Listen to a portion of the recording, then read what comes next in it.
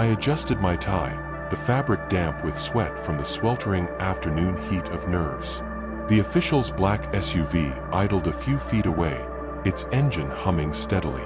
The man who had just stepped out looked like someone who belonged in a covert war room rather than standing on a patch of dead grass in the middle of nowhere. His suit was immaculate, his stance authoritative, and his eyes cold, calculating.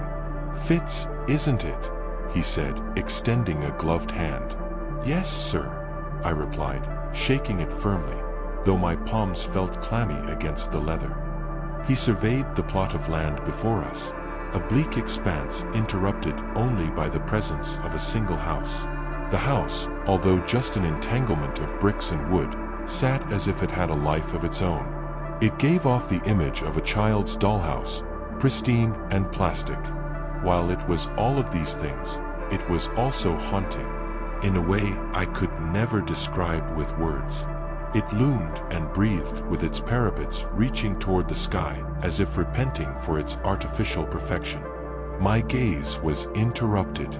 "This land will soon host a thriving suburban community," the official began, his voice even but tinged with something that made my stomach churn.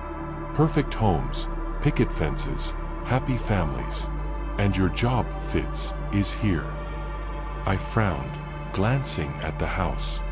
"Here? Why this place, of all spots?" "Because that house is a cage," he replied. "And cages need guards." The words settled like spoiled milk in my gut. He paused, turning to me with an expression that was both grim and exciting. "Let me give you some context.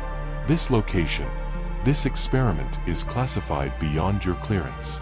But since you'll be the one overseeing the area, you're entitled to a fragment of the truth. Consider it need to know." He gestured toward the house, its presence growing more sinister under the dimming light. "Several years ago, our team, working in tandem with CERN, constructed a machine designed to break barriers, to tear open a portal, a gateway to a world beyond ours. We wanted to achieve what no one else had, controlled access to alternate realities." I felt my throat tighten, but I forced myself to speak. "You succeeded." His lips thinned into something resembling a smile, but it wasn't reassuring.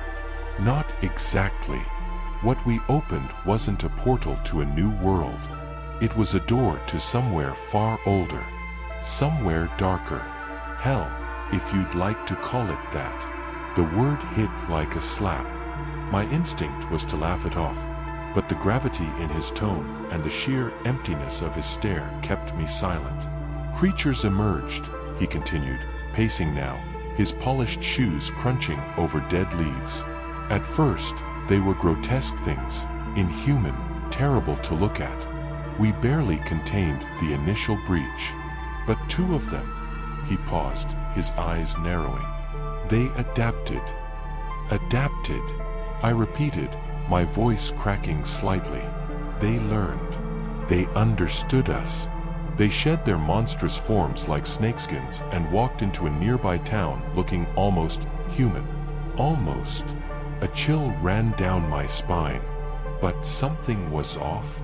He nodded. "Yes. They couldn't mimic what makes us human. They lacked what we might call a soul. Their movements were slightly too precise, their expressions hollow. It was enough to unsettle anyone who interacted with them for too long. It took considerable effort, but we eventually tracked them down and brought them back here. They didn't fight us. In fact, they made a deal. A deal. They wanted what we have, normalcy, a life. So we offered them a compromise. We built them a cage, disguised as a house, and allowed them to live out their so-called human lives. They've stayed compliant because they crave the illusion of being like us." I stared at the house, its windows now dark, like vacant eyes. "And the deal? The only condition they placed on us was the opportunity to have a child.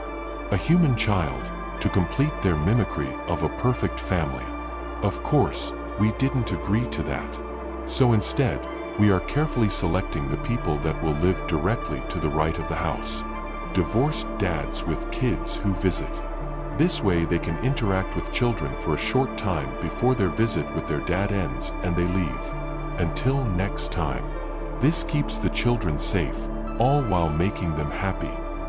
I swallowed hard, and they agreed to this. He sighed heavily but answered intently. They agreed, but we don't know how long they will be satisfied with that arrangement. I felt the sweat on my forehead hit my eyelashes and slightly jumped from the sensation. What if they break the deal? That's why you're here, Fitz, the official said, his voice dropping to a whisper. The surrounding suburban development isn't just a housing project. It's a containment zone, a testing ground. Should they, or anything from that portal, become a problem again, the government can isolate the area, control it. But we need boots on the ground to monitor for any deviations. So I'm bait, I said bitterly, the weight of the assignment finally sinking in. Your insurance, he corrected. The weekly reports are mandatory.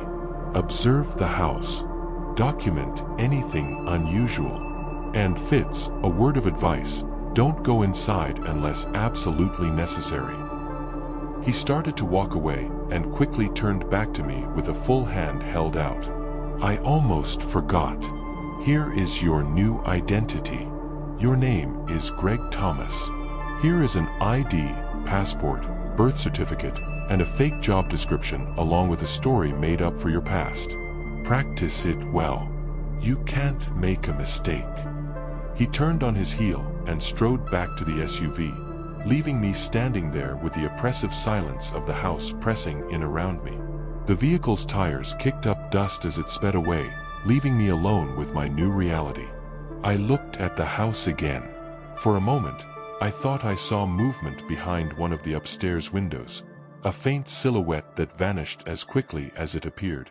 I didn't believe in hell. Not really. But as I stood there, staring at the house that shouldn't exist, I felt a creeping certainty. Maybe I didn't have to believe in hell for it to come to me.